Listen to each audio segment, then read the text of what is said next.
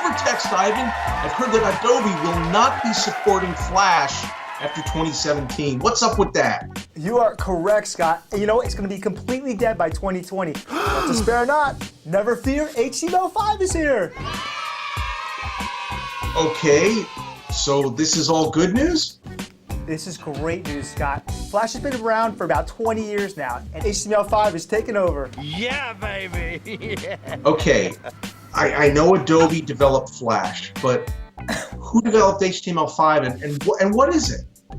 It's a great question, Scott. So HTML5 it's hypertext markup language. And HTML5 is the language that web pages are written in. Just like C++ is what coders develop in, HTML5 is what web pages are developed in. And your web browser, just like IE, Safari, Chrome, they translate the code into a web page that you can view. So who created it? Two groups created it. Web Hypertext Application Technology Working Group, also known as the WHATWG, and the World Wide Web Consortium, also known as the W3C. Those two groups basically created it. The WHATWG is made up of individuals from Apple, Mozilla, and Opera Software. A lot of these people now work for Google's, but they made sure they spread out in different companies because you didn't want to monopolize, because then people would have to start paying royalties. So they made sure that they're in different companies. It's fantastic that way. So it's an open source software. All right, that all sounds good, but you threw out a lot of acronyms there, and a little bit over my head. But bottom line, how does this affect our solutions at West?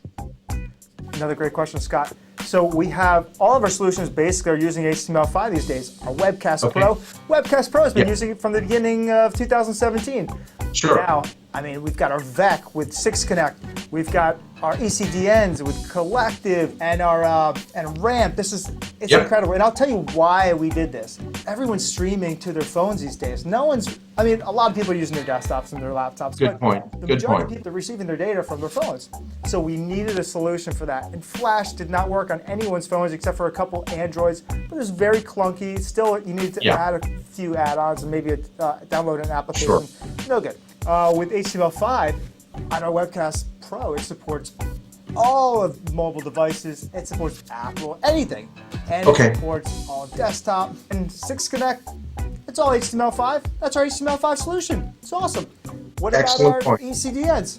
Hey, HTML5, we needed it. We've got it. It's awesome. Suffering sales engineers. I mean, this is all great information. Now, again, bottom line, what does this mean for sales? Okay, steady as she goes, Scott. No changes at all. Customers who still want Flash can use Flash. If they want HTML5, they can use HTML5. But gradually, the customers are going to get accustomed to HTML5, and Flash is going to die.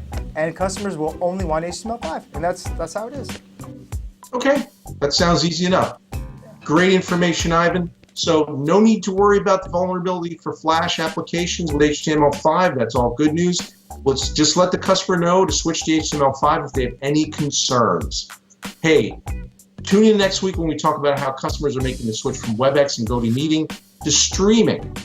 The hows, the whys, and the wherefores. Until then, I'm Scott.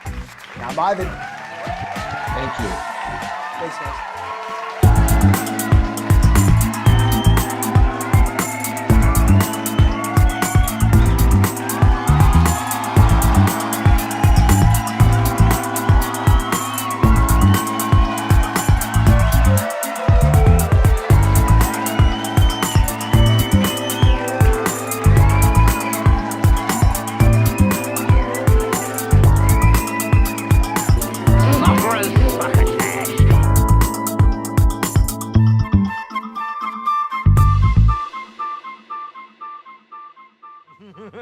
Yeah.